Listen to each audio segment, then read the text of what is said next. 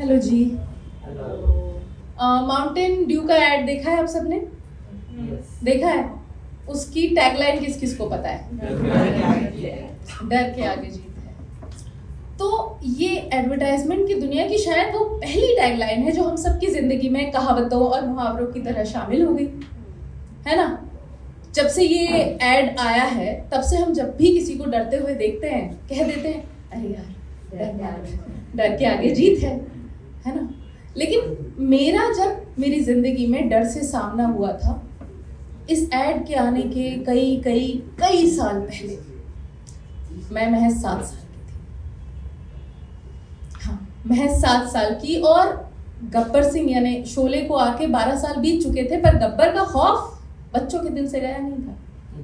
और हमारे राजस्थान के छोटे से शहर, मेरे अपने शहर उदयपुर में तो गब्बर के अलावा भी बहुत सारी ऐसी चीजें थी जिनसे बच्चों को डराया जाता था। मसलन खाना मत खाओ तो कह दिया जाता रोटी खाई ले नहीं तो पागलो ले जाएगा। और अगर कहीं जाने से रोकना हो तो कह दिया जाता वटी ने मती जाजे वटी ने बाबो है। इन शॉर्ट तब बच्चों को डर से लड़ना नहीं डरना सिखाया जाता। इसलिए उस रात जब घुप अंधेरे में उसकी आंखें मुझे कुछ इस तरह से घूर रही थी जैसे भेड़िया किसी मेमने को घूरता है, तो मेरे कमरे के दरवाजे से लेकर मेरे बेड के बीच की 5 फीट की दूरी को उन 2 आंखों ने मेरे लिए 500 किलोमीटर से भी ज्यादा लंबा बना दिया। मेरे पैर वहीं के वहीं बर्फ बनकर जम चुके थे। हालांकि मैं दौड़कर भाग जाना चाहती थी अपने पापा जी बाजी यानी दादा दादी के पास, क्योंकि मुझे यकीन था कि मेरे दादी जी मेरी बाई जी मुझे देखकर कहेंगी आशुरा कहीं भी क्यों बेटा दरपेगी आइजा बेटा मुँह आई दूध है। फिर मैं उनकी गोद में सिर रखकर लेट जाऊंगी। वो अपने हाथ से मेरे सर पे थपकियां देने लगेंगी और मेरे पापा जी लोरी सुनाएंगे।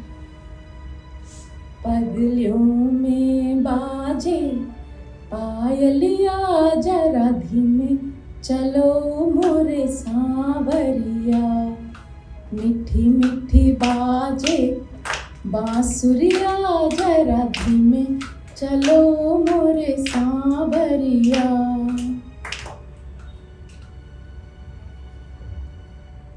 मगर ये घर वो घर नहीं था, इस घर में वो आंगन नहीं था जहां आज से महज 4 रोज पहले मैं जमीन पर बिस्तर बिछाकर उन दोनों के ठीक बीचों बीच सोया करती थी। ये मेरे मम्मी पापा का नया घर था, एकदम मॉडर्न 4 BHK बंगलो।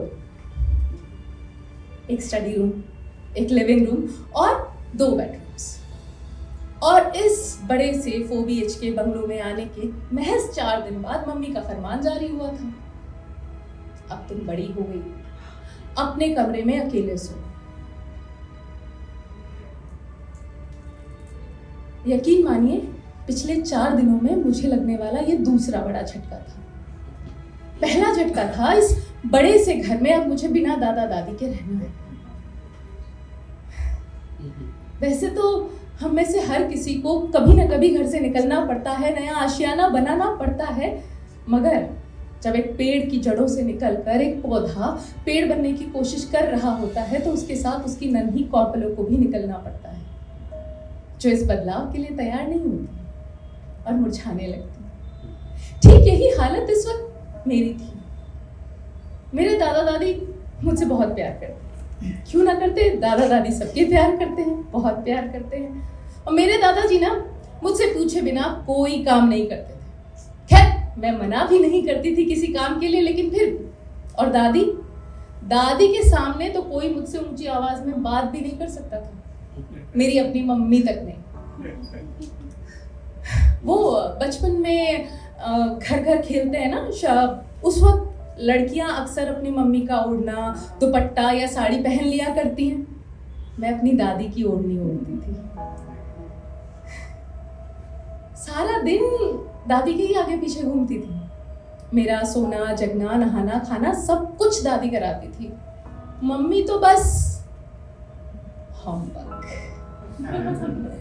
अब होमवर्क करना बच्चों का कितना फेवरेट काम होता है ये तो आप सब जानते ही हैं।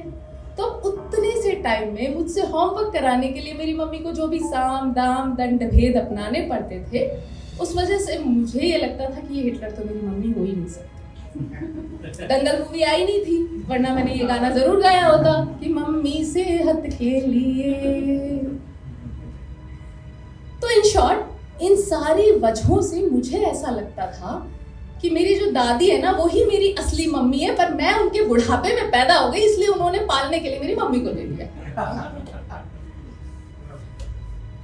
मगर अब चुनौती ये थी कि मुझे अब अपनी असली माँ से दूर रहना था और सोना भी अकेले था।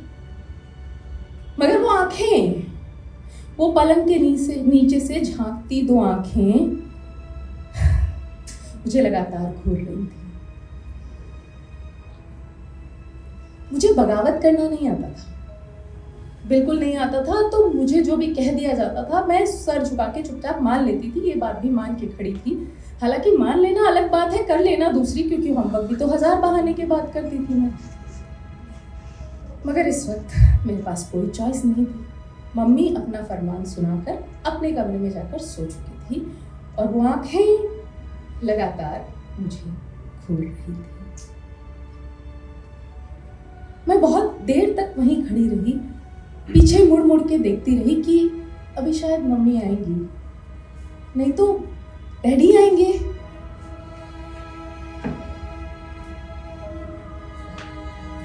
कोई नहीं आया, कोई नहीं आया। तो आखिरकार मैंने अपने अंदर की सारी हिम्मत जुटाई, आंखें बंद की और अपने कमरे के दरवाजे से बेड के बीच के उस 500 किलोमीटर के फासले को एक छलांग में पूरा कर लिया। ओलंपिक वाले अगर मुझे देख रहे होते तो कोई मेडल दे देते, मगर ऐसा कुछ हुआ नहीं। और बेड पे पहुंचने के बाद भी मेरी जो धड़कनें थी जैसे अभी दौड़ रही हैं, ठीक उसी तरह रेस कोर्स के घोड़े की तरह करीब आधे घंटे तक या पता नहीं जाने कब तक दौड़ती रही। पर जब बहुत देर के बाद भी नीचे से ऊपर कोई नहीं आया तो थक हार कर आखिर मैं नींद के आगोश में खो गई। और सुबह जब आंख खुली तो खुद को जिंदा देखकर खुश हो गई। मगर फिर अगली रात वही बिस्तर, वही आंखें। हाँ, जिगर आज थोड़ा मजबूत हो गया था। दरअसल वो समझ चुका था कि डर के आगे नहीं, नींद है। Thank you so much.